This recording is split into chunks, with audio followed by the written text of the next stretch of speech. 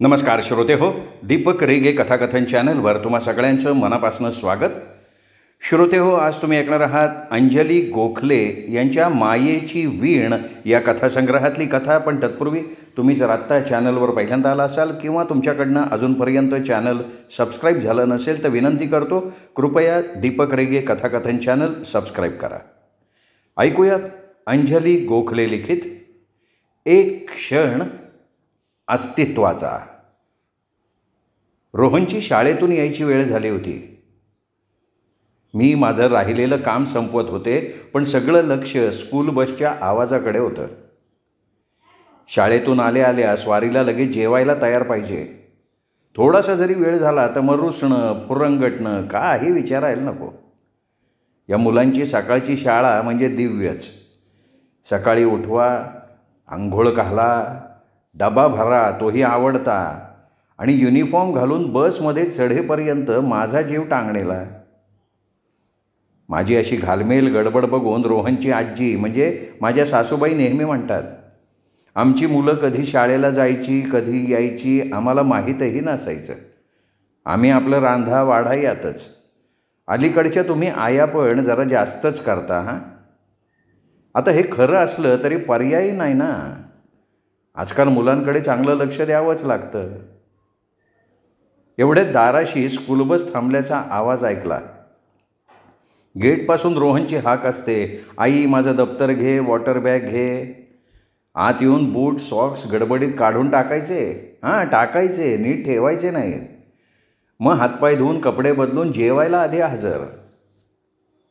पण आज स्वारी एवढ्या शांतपणे कशी आत आली? बूट सॉक्स जागच्या जागी, दप्तर जागेवर, हातपाय धुवून एकदम शिस्तीत खुर्चीत स्वारी हजर. वाव. मी मनात म्हटलं, आज सूर्य कुणीकडे उगवला आहे बघायलाच पाहिजे. इतका शहाण्यासारख्या वागल्यावर मी पण उगाच चिडवायला गेले नाही. त्याच्या ताटामध्ये रोहनचे आवडते पदार्थ टोमॅटोची कोशिंबीर, बटाट्याची भाजी, वरण भात वाढायला लागले. एवढासा चौथीतला रोहन, पण आज अगदी काहीतरी विचारात गढून गेलेला होता. भातावर लिंबू पिळून भात कालवता कालवता माझ्याकडे बघून म्हणाला, आई मोठं झाल्यावर ना मी खूप बलात्कार करणार. काय? एवढ्याशा गोजीरवाण्या माझ्या रोहनच्या तोंडून हे वाक्य ऐकलं आणि माझ्या पायाखालची जमीन सरकली.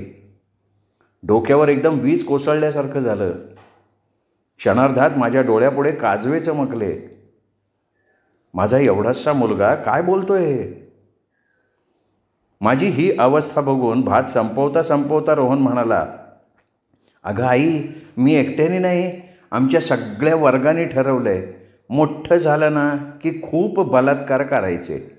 अगं म्हणजे पेपरमध्ये फोटो येतो, टी व्हीतले लोक घरी येतात, माहिती आहे का तुला? अगं आमच्या वर्गातला तो रॉकी आहे ना, रॉकी, त्याच्या काकाला ना काल पोलीस पकडून घेऊन गेले. आई अगं पोळी वाढ ना, नुसती बघत काय बसली आहेस? हे ऐकल्यावर मी थोडी भानावर आले. या मुलांनी कुठली तरी अर्धवट बातमी कुठल्या तरी स्वरूपात ऐकलेली दिसतीये. त्याच्या ताटात पोळी वाढत मी विचारलं, का रे, रॉकीच्या काकाने काय केलं? अगं आई, अगं रॉकीच्या काकानी ना काल संध्याकाळी त्यांच्या बिल्डिंगमध्ये त्याची मैत्रीण राहते ना, तिच्यावर बलात्कार केला, म्हणून पोलीस त्याला पकडून घेऊन गेले. जो शब्द म्हणायला या वयातही माझी जीभ रेटत नाही, तो शब्द रोहन सारखा सारखा घोळवत होता. रोहनच्या वर्गातला रॉकी, त्याच्या घरातले सगळे माझ्या चांगल्या परिचयाचे आहेत. त्याचा काका नुकताच इंजिनियर झाला आहे, त्याला चांगला जॉबही मिळाला आहे. घरातले सगळे वेल एज्युकेटेड आहेत. तोही किती चांगला मुलगा आहे, पण असं कसं काय वागेल तो? रोहन, तू नीट जेवण कर बरं, उगाच कोणाबद्दल काहीतरी बोलू नये हां. मी रोहनला दटावलं. अगं आई, काहीतरीच नाही, खरंच. आमच्या वर्गातली सगळी मुलं आज रॉकीला चिडवत होती. आम्ही खूप हसत होतो. त्याच्या काकाला खऱ्या खऱ्या पोलिसांनी नेलं आहे. रोहन एवढं सांगतोय म्हणजे काहीतरी घडलेलं असणार. पण त्या रॉकीच्या घरातले सगळीच्या सगळे व्यवस्थित सरळ मार्गी आहेत. काय झालं असावं? कुणाकडे चौकशी करावी का लक्षच द्यायचं नाही? पण असं कसं? आपल्या त्या ओळखीच्या लोकांवर असा काहीतरी प्रसंग आला आहे आणि आपण गप्प बसायचं? आपण नुसती बघ्याची भूमिका घ्यायची? छे, त्यांची काही चूक नसेलही.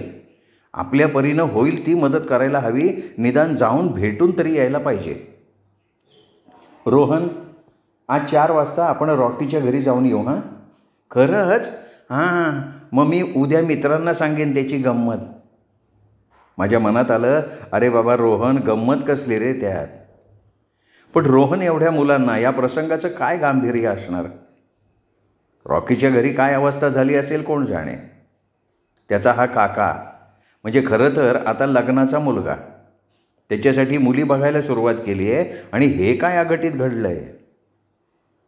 प्रत्यक्ष भेटल्याशिवाय काही कळणार नाही आणि उगाच भलते सलते विचार डोक्यात आणून चालणार नाही. रॉकीकडे म्हणजे राकेशकडे जाताना मी मुद्दाम चिरमुरे, ब्रेड आणि बिस्किटं बरोबर घेतली. लहान मुलांना तेवढंच बरं, आणि रॉकीच्या आजोबांनाही चुरमुरे खूप आवडतात. घरातलं वातावरण बदलायला थोडं उपयोगी पडतं का बघू. मी आणि रोहन रिक्षा करूनच गेलो. त्यांच्या अपार्टमेंटच्या आसपास विचित्र सन्नाटा जाणवत होता. आज कोणाची वर्दळही दिसत नव्हती. मी रिक्षातून उतरल्यावर बिल्डिंगमधल्या खिडक्यातून डोळे लागलेले मला जाणवले. काहीतरी वेगळं घडलंय खास. रॉकीच्या फ्लॅटचं दारही बंदच होतं. बेल वाजवल्यावर थोड्या जास्त वेळानं दार उघडलं. रॉकीची आई दारात होती. चेहरा चिंतेनं ग्रासलेला, डोळेही रडून लाल झाल्यासारखे जाणवत होते. माझं अचानक येणं बहुतेक त्यांना आवडलेलं नसावं. येऊ का आत? शेवटी मीच विचारलं. हो, या ना, या. आत हॉलमध्ये राकेशचे आजी आजोबा होते. राकेशही चित्र रंगवत बसला होता. रोहनला पाहिल्याबरोबर त्याचा चेहरा एकदम खुलला आणि दोघेजण आतल्या खोलीत खेळायला गेले. वातावरण थोडंसं हलकं झालं. या एवढ्याशा मुलांपुढे मी काही बोलू शकले नसते, विचारूही शकले नसते. राकेशचे आजोबा तक्क्याला टेकून हातात जपाची माळ घेऊन डोळे मिटून बसले होते. बोटांनी माळेचे मणी सरकत होते, पण चेहऱ्यावरची चिंता लपून राहत नव्हती. मनातल्या सगळ्या चिंता, काळज्या चेहऱ्यावर उमटलेल्या होत्या. एरवी छान गप्पा मारणारे आज एकदम थकल्यासारखे दिसत होते. आजींच्याकडेही बघवत नव्हतं. गोरा गोरा चेहरा काळवंडून गेलेला होता. आजोबांच्या शेजारी 4 हातावर मिटूनच्या बसल्या होत्या. मोठं दुखणं झाल्यासारखा चेहरा झाला होता त्यांचा. रॉकीची आई साशंक नजरेनं मला न्याहाळत होती. ही बाई नेमकी कशासाठी आली आहे? माहिती काढायला? आमचं दुःख शेअर करायला? का आमच्या जखमेवर मीठ चोळायला? भिंतीला टेकून ती माझ्याकडे बघत होती. आजींनी शेवटी त्या भयानक शांततेचा भंग केला. बैस ग. तुला काही माहिती आहे का आमच्या कुमारला का पकडून नेलं? आम्हाला काहीच माहिती नाही बघ. काल संध्याकाळपासनं घरात आम्ही चौघंच आहोत. रॉकीचे बाबा बँगलोरहून यायला निघालेत, पण काय झालंय काय नक्की? आजी, खरं सांगू का, मलाही काहीच माहिती नाही आहे. शाळेतून आल्यावर रोहन काहीतरी सांगत होता. माझा काही विश्वास बसेना. म्हटलं फोनवर बोलण्यापेक्षा प्रत्यक्षच जावं. रॉकीची आई, डिशेस आणता का? सगळ्यांना चिरमुरे खायला देऊया. ही बाई नक्कीच त्रास द्यायला आलेली नाही हे लक्षात आल्यामुळे रॉकीची आई डिशेस आणायला आत गेली. काय म्हणालीस आत्ता तू? तुझा विश्वास बसला नाही हो ना? अगं, आमचाही विश्वास बसत नाही आहे. तुला 100% खात्री देऊन सांगतो, आमचा कुमार अजिबात वावगं वागणार नाही. आम्हाला खात्रीच आहे तशी. काहीतरी बालंट आलं आहे त्याच्यावर आणि आमच्यावर. वेळ वाईट, दुसरं काय? आजोबा थरथरत्या आवाजात म्हणाले. हो ग, हे म्हणताय ते अगदी खरं आहे. दुसऱ्याला मदत करायला धडपडणारा आमचा कुमार कुणाला त्रास देणं शक्य नाही. काय घडलंय काल संध्याकाळी देव जाणे. परमेश्वरा. स्वयंपाकघरातून बाहेर येत राकेशची आई म्हणाली, होय हो वहिनी, काय घडलंय आम्हाला खरोखरच काही कळलं नाही. संध्याकाळी 7च्या सुमाराला कुमार भाऊजी येतात. काल तसे आले ते खाली. मोटरसायकलचा हॉर्न ऐकला आम्ही. आणि त्यानंतर 5-10 मिनटात काय झालं माहिती नाही, पण पोलीस व्हॅन आली आणि त्यांनाच घेऊन गेली. पाठोपाठ ॲम्ब्युलन्समधनं तळमजल्यावर मुली राहतात, त्यातल्या एकीला त्यातून नेलं. तेव्हापासनं चॅनलची माणसं, पत्रकार, पोलीस रात्री 10पर्यंत भंडावून सोडलं आम्हाला. काय सांगणार आम्ही? त्यात रॉकीचे बाबा कामासाठी गेलेत बेंगलोरला. आज रात्री येतील ते, पण आम्ही चौघच घरी. मी एकटी तरी कोणाकोणाला सांभाळू? कुमार भाऊजींची खूप काळजी वाटायला लागली हो. खाली नक्की काय झालं आहे कोणालाच ठाऊक नव्हतं. दुपारी मी नुसतं ऐकल्यावर अस्वस्थ झाले. इथल्या सगळ्यांनी काल संध्याकाळपासून किती तणावात काढले आहेत. पोलिसांनी अटक करण्यासारखं काय घडलं असावं? नक्की काय झालं आहे कसं कळणार? वहिनी, तुम्ही आलात, किती बरं वाटलं सांगू. कुमार भाऊजींची चौकशी तरी कुठे करायची काही कळत नाही आहे. काल रात्री यांना कळवल्यावर निघाले ते, पण पोचायला रात्रीचे 7-8 तरी वाजतील. काही करता येईल का हो? राकेशची आई अगदी आगतिक झालेली होती. गुंता सोडवायचा मार्गच दिसत नव्हता. एवढ्यात मला आठवलं, यांचा एक मित्र पोलीस ऑफिसर आहे, ते काही मदत करू शकतात का बघावं. राकेशच्या घरातूनच मी यांना ऑफिसमध्ये फोन केला. यांनाही ऐकून धक्का बसला. मित्राला फोन करून नक्की कळवतो हे ऐकल्यावर जीव भांड्यात पडला. आजी, आजोबा, राकेश, त्याची आई सगळ्यांना मी चिरमुरे आणि बिस्किटं खायला दिली. थोड्या वेळाने चहा घ्यायला लावला. कालपासून कोणीच काही खाल्लं नव्हतं. झोपही नव्हती. विचार करून करून पुरते ढेपाळलेले होते. मधूनच कोणाचा तरी चौकशी करता फोन येत होता. राकेशची आई उत्तरं देता देता कंटाळून गेली होती. खरं सांगितलं तरी पलीकडच्याला ते पटत नव्हतं. पुन्हा फोनची रिंग वाजली. मोठ्या मुश्किलीने रॉकीच्या आईनं फोन घेतला. राकेशच्या बाबांचा फोन होता. त्यांची बस वाटेत बंद पडली होती, त्यामुळे यायला त्यांना आणखीन उशीर होणार होता. आता मात्र हे ऐकून आजी, आजोबा, राकेशची आई हबकून गेले. ते येऊन काही चौकशी करतील, काही मार्ग काढतील या आशेवर सगळे वाट बघत होते. पण उशीर म्हणजे आता अपरात्रच होणार हे नक्की. बापरे, आजची रात्र कशी काढायची मोठा प्रश्न होता. रोहन आणि राकेशचाही खोलीमध्ये खेळायचा स्टॅमिना संपला होता. बाहेर येऊन राकेशची भुणभुण सुरू झाली. आई, बाबा येणार होते ना, अजून का नाही आले? आणि काका का नाही आला अजून? त्याला काय उत्तर द्यावं काही कळेना. एवढ्यात पुन्हा फोनची रिंग वाजली. राकेशच्या आईने फोन घेतला. यांचा फोन होता. काळजी करू नका, अर्ध्या तासात हेच इकडे येत होते. निरोप ऐकून सगळ्यांना हायसं वाटलं. या कठीण प्रसंगात कुणीतरी मदतीला येतं याची अपूर्वाई वाटली. राकेश आणि रोहनसाठी TV सुरू केला. टॉम अँड जेरी बघण्यात दोघं रंगून गेले. बरोबर अर्ध्या तासांनी हे आले. त्यांच्याबरोबर आणखीनही एक जण उंचेपुरे सद्ग्रहस्थ होते. आतमध्ये येऊन दोघं कोचावर बसले. आता आपल्याला काय ऐकायला मिळणार असं सगळ्यांना झालं होतं. आजोबांची माळ जोरजोरात व्हायला लागली. आजी बसल्या जागेवरनं परमेश्वराचा धावा करत होत्या. आजोबा, काळजी करू नका, तुमचा कुमार सुखरूप आहे. त्याला अटक झाली होती, पण आपल्या कुशल आणि चाणाक्ष पोलिसांनी त्याच्या सांगण्याची शहानिशा केली आहे आणि तो पोलीस कोठडीत किंवा कस्टडीत नाही आहे. तर तो आत्ता माझ्या या मित्राच्या घरी सुखरूप आहे. त्यामुळे आता तुम्ही निर्धास्त व्हा. मी काय सांगतोय ते ऐका. एका दमात यांनी खुलासा केला. त्यामुळे सगळ्यांच्या मनावरचं मनाचं ओझं एकदम उतरलं. बघा, मी म्हणतच होते की नाही, आमचा कुमार वावगं वागणारच नाही. आजींनी पुन्हा एकदा हात जोडले आणि पुटपुटल्या, परमेश्वरा, लाज राखलीस रे बाबा. आई जगदंबे, लवकर खणा नारळाने ओटी भरीन ग तुझी. हो, रोहनचे बाबा कुमार सुखरूप आहे म्हणतात, पण मग त्याला अटकच का केली आणि घरी का नाही घेऊन आलात त्याला? आजोबांनी प्रश्नांची सरबत्ती सुरू केली. आजोबा, या सगळ्या प्रश्नांची उत्तरं आता हा माझा मित्र देईल. तर हे इन्स्पेक्टर कमलाकर. यांच्यामुळेच आज मोठ्या संकटातून वाचला आहे आपला कुमार. कमलाकर प्लीज, हे म्हणाले. आणि इन्स्पेक्टर कमलाकरांनी जे सांगितलं ते ऐकून आपलं पोलीस खातं किती तत्परतेनं आणि विचारपूर्वक काम करतं ते समजून आलं.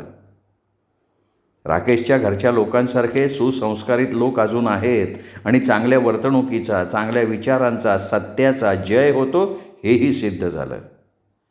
शुद्ध सोन्याला सुद्धा झळाळी येण्यासाठी अग्निदिव्यातनं जावंच लागतं. मग सर्वसामान्य लोकांना या कलियुगात अवघड परीक्षेला तोंड द्यावंच लागतं. काय घडलं हे सांगण्यासाठी इन्स्पेक्टर कमलाकर कोचावरनं उठले. ते काय सांगतायत हे ऐकायला सगळे अधीर झालेले होते.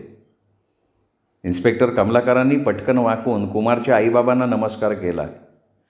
दोघेही अहो अहो हे काय करताय असं म्हणेपर्यंत आजोबांच्या शेजारीच त्यांनी बैठक मारली. तुमच्या आशीर्वादाने आणि तुमच्या संस्कारांमुळे आज तुमचा मुलगा कुमार आणि आमचं अख्खं पोलीस खातं फार मोठ्या संकटातून वाचलं आहे.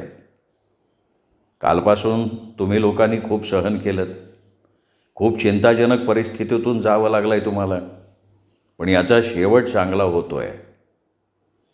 काय झालं, काल संध्याकाळी 7:15च्या सुमाराला आमच्या स्टेशनवर एका मुलीचा फोन आला. तुमच्या या बिल्डिंगच्या खालच्या मजल्यावरच्या मुलीला एका तरुणानं पकडलं आहे. अर्थात यातून अर्थ काय होतो, त्या मुलीचा विनयभंग झाला आहे. मग 1 मिनिटात आमची व्हॅन आली आणि तिथे असलेल्या हेल्मेट घातलेल्या तरुणाला पकडण्यात आमचे पोलीस यशस्वी झाले. खरोखरच त्या तरुणानं तिला धरलं होतं. त्या ठिकाणी काहीही विचारपूस न करता त्याला आमच्या ठाण्यावर आणलं. काल तिथे ड्युटीला मीच होतो. पाठोपाठ ॲम्ब्युलन्स मागवली, त्या तरुणीलाही हॉस्पिटलमध्ये नेण्यात आलं. बास एवढीच बातमी झाली आणि अफवा पसरायला आपल्या इथे काही वेळ लागत नाही ना. पोलीस स्टेशनवर त्या तरुणाची अर्थात तुमच्या कुमारची झडती घेण्यात आली. त्याची ऑफिसची बॅग, त्यातली त्याची पाण्याची बाटली, रिकामा डबा आणि त्याच्या ऑफिसचं आयडेंटिटी कार्ड बघून माझ्या लक्षात आलं की हा तरुण गुन्हेगारी वृत्तीचा नाही आहे. चांगल्या घरातला, चांगला शिकलेला, चांगल्या ठिकाणी नोकरी करणार आहे. मी इतर पोलिसांना बाहेर जायला सांगितलं, त्याला प्यायला पाणी दिलं आणि खुर्चीमध्ये बसायला सांगून काय प्रकार घडला हे त्याच्या तोंडून वदवून घेतलं. कुमार काल नेहमीप्रमाणे ऑफिसमधनं आला. येतानाच त्यानं त्याचा पुतण्या, कोण, रॉकी, बरोबर ना, तर त्याला फिरायला घेऊन जायचं ठरवलं होतं, कारण रॉकीचे बाबा गावाला गेले होते. बिल्डिंगपाशी आल्यावर मोटरसायकल लावून जिन्याच्या पायऱ्या चढायला सुरुवात करणार तेवढ्यात बिल्डिंगच्या तळमजल्याच्या फ्लॅटमधनं जोरात किंचाळण्याचा आवाज आला. तिथे राहत असणाऱ्या मुली ओळखीच्या, माहितीच्या असल्यामुळे त्यांनी दरवाजा ढकलला आणि आश्चर्य म्हणजे तो पुढे केलेला होता. आत हॉलमध्ये ती मुलगी टेबलवर इस्त्री करत होती. तिला इस्त्रीचा जोरात शॉक बसला होता, त्यामुळे ती जोरात किंचाळली होती. शॉक इतका जबरदस्त होता की ती खाली कोसळणार एवढ्यात कुमारने तिला सावरलं. इस्त्रीचा स्विच बंद केला आणि नेमकी त्याच वेळी तिची मैत्रीण, जी 10 मिनिटांपूर्वी खाण्यासाठी भेळ आणायला गेली होती, ती परत आली आणि तिला हे दृश्य दिसलं. कुमारच्या हेल्मेटमुळे ती त्याला ओळखू शकली नाही. सध्याचं वातावरण इतकं वाईट आहे की क्षणाचाही विचार न करता तिने पोलिसांना कॉल केला आणि पुढचं सगळं नाट्य घडलं. त्या मुलीलाही विशेष दुखापत झालेली नाही आहे. शॉक बसल्यामुळे आधीच ती घाबरली होती. पाठोपाठ पोलीस, ॲम्ब्युलन्स यामुळे जास्त टेन्शन आलं तिला. पण हॉस्पिटलमध्ये थोड्याच वेळात ती व्यवस्थित सावध झाली आणि तिनेही घडलेली घटना सांगितली. कुमारचं सांगणं, तिचं म्हणणं, मैत्रिणीचा घाबरून फोन करणं सगळं तंतोतंत जुळणारं होतं. शिवाय कुमारच्या ऑफिसमध्ये मी त्याच्याविषयी चौकशी केली होती, काहीही आक्षेपार्ह नव्हतं. खरं म्हणजे या केसमध्ये काही दमच नव्हता. पण पोलीस व्हॅन, पाठोपाठ ॲम्ब्युलन्स यामुळं मीडियावाले लगेचच धावले आणि त्यांना हवी तशी बातमी तयार झाली. थोड्याफार प्रमाणात पसरलीही. पण बातमीचं गांभीर्य लक्षात घेऊन मीच सगळ्या पत्रकारांना बोलवून घेतलं आहे आणि या केसबद्दल अवाक्षरही बाहेर जाऊ द्यायचं नाही अशी चांगली त्यांना तंबीही देऊन टाकली आहे. चुकून कोणी प्रयत्न केला तर पोलिसी खाक्या दाखवायची भीतीसुद्धा मी घातली, म्हणून सगळं थोडक्यात थांबलं आहे. म्हणजे काय? रॉकीच्या काकांनी बलात्कार केलाच नाही? आम्ही सगळ्यांनी चमकून बघितलं. दारात उभं राहून रोहन आणि रॉकी इन्स्पेक्टर साहेबांचं सगळं बोलणं ऐकत होते. रोहनचा प्रश्न ऐकून मलाच मेल्याहून मेल्यासारखं झालं.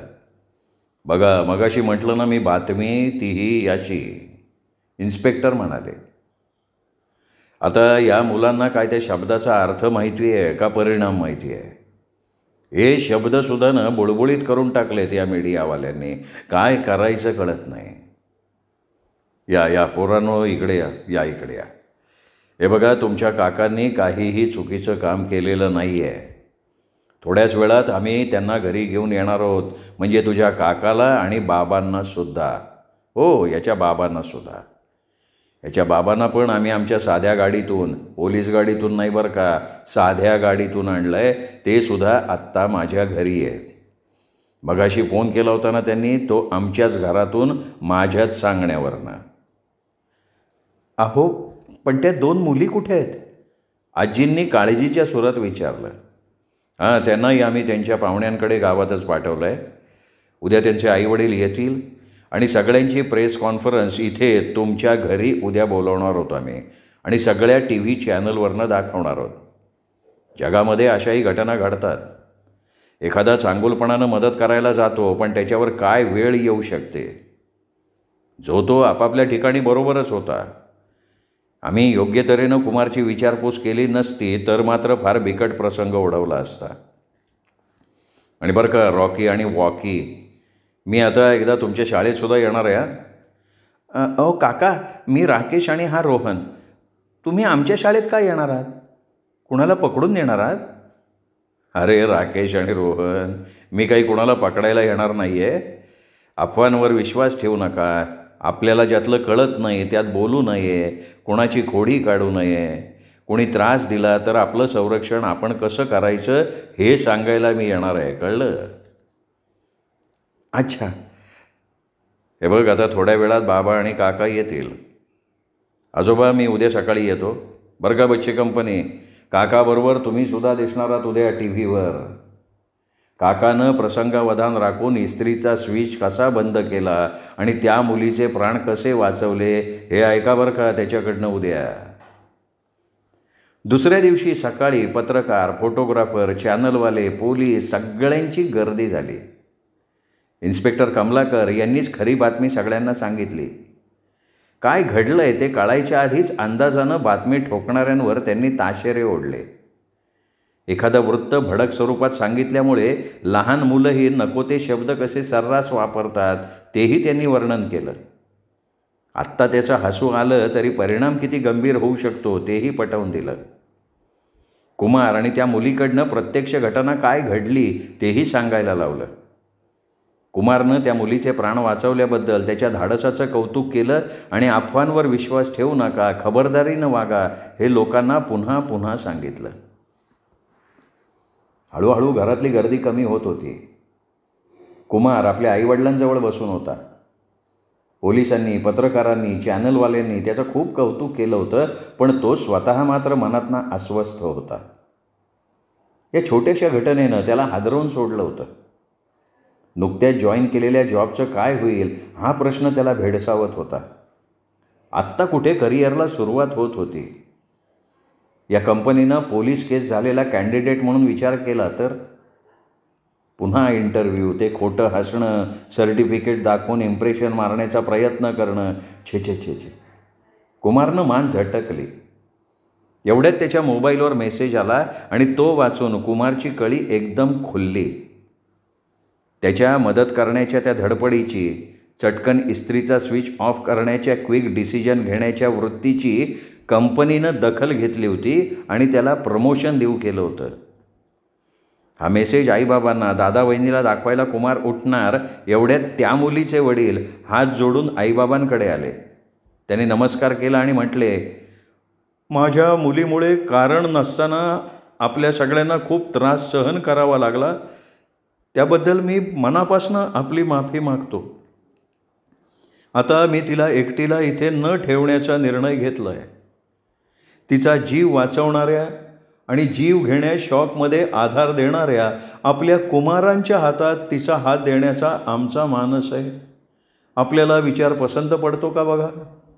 तो खालचा फ्लॅटसुद्धा आम्ही आमच्या जावयाला देणार आहोत. आपण सगळ्यांनी योग्य तो निर्णय कळवावा.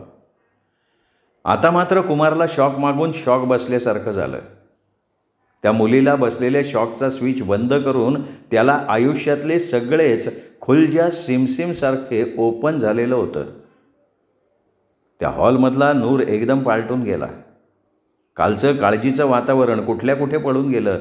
सगळ्यांचे चेहरे एकदम आनंदानं फुलून गेले. कालपासूनच्या या विचित्र योगायोगाच्या मालिकेची मी पण एक साक्षीदार होते. ती बातमी नुसती ऐकून सोडून न दिल्यामुळे एका आनंदाच्या सोहळ्याचा मी सुद्धा एक छोटासा कण होते. काल रोहन सहज म्हणाला, पण आज खरं तसंच घडलं होतं.